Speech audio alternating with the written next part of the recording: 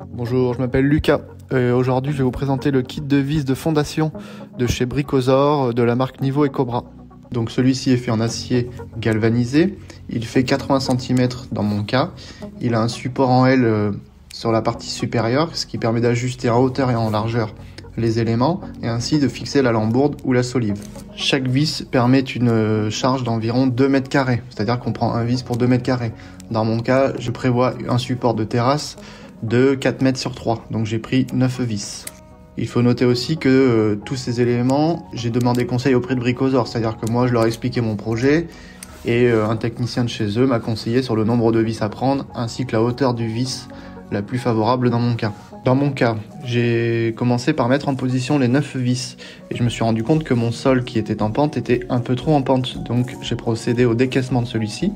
Donc j'ai enlevé à peu près 50 cm de terre sur la partie haute, ce qui va me permettre d'enfoncer mon vis au maximum, donc dans 80 cm de terre.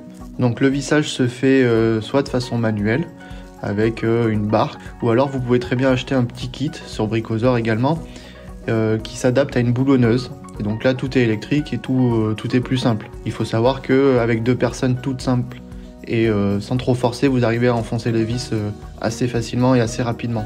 C'est un gros avantage. Donc dans mon cas, j'ai utilisé le vissage manuel avec l'aide de mon papa. On a fait des pré-trous qui sont obligatoires dans cette situation. Donc nous on a utilisé une baramine, mais vous pouvez le faire aussi avec des gros forets si vous avez assez grand et assez long. Mais il faut savoir qu'une baramine suffit, voilà. Donc moi je suis parti de la partie la plus haute de mon terrain où le vis sera enfoncé le maximum. Donc là j'ai enfoncé 80 cm, le vis est à ras au niveau de la terre. Le deuxième vis que nous avons choisi de mettre en place, c'est celui à l'opposé, donc sur la longueur, donc 4 mètres plus loin. Donc on l'a vissé à deux avec le petit élément manuel et après on a vérifié tout simplement, on a essayé de mettre de niveau dans un premier temps avant d'utiliser les supports en L plus tard par la suite, une fois que j'aurai acheté les solives et les lambourdes.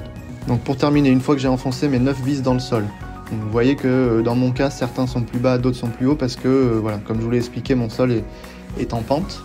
Je vérifie quand même les niveaux, même si on fera ça à la fin avec un support en L que vous pourrez ajuster en hauteur et en largeur avec vos lambourdes et vos solives. Voilà, donc petite vidéo, dans mon cas, je suis très satisfait de ces vis de fondation Nivo et Cobra. Vraiment, je cherchais depuis plusieurs mois à créer un petit cabanon de jardin au fond de mon terrain. Et c'est vraiment pour moi la solution la plus simple, la moins chère. Voilà, vous n'avez pas de dalle béton à faire, pas trop de travaux de mise en place. Et franchement, avec deux personnes et en 2 matinées, vous arrivez à mettre en place ces vis-là. Et honnêtement, en termes de maintien, 80 cm dans le sol, c'est largement suffisant.